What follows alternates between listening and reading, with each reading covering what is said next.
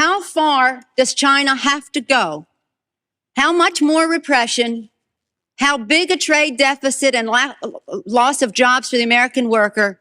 And how much more dangerous proliferation has to exist before members of this House of Representatives will say, I will not endorse the status quo?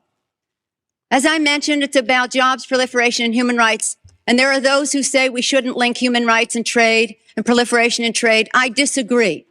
But if we just want to take up this issue on the basis of economics alone, indeed, China should not receive most favored nation status for several reasons that I'd like to go into now. I'd like to call the attention of our colleagues to this chart on the status quo that the business community is asking each and every one of us to endorse today. Right now, we have a $34 billion trade deficit with China, the 1995 figure. It will be over $40 billion for 1996. Since the Tiananmen Square massacre, this figure has increased 1,000%, from $3.5 billion then to about $34 billion now. In terms of tariffs, I think it's interesting to note that the average U.S. MFN tariff on Chinese goods coming into the United States is 2%, whereas the average Chinese MFN tariff on U.S. goods going into China is 35%. Is that reciprocal?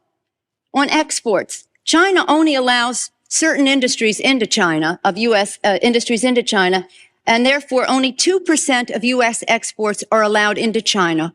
On the other hand, the U.S. allows China to flood our markets with a third of their exports, and that'll probably go over 40%. And it's limitless because we have not placed any restriction.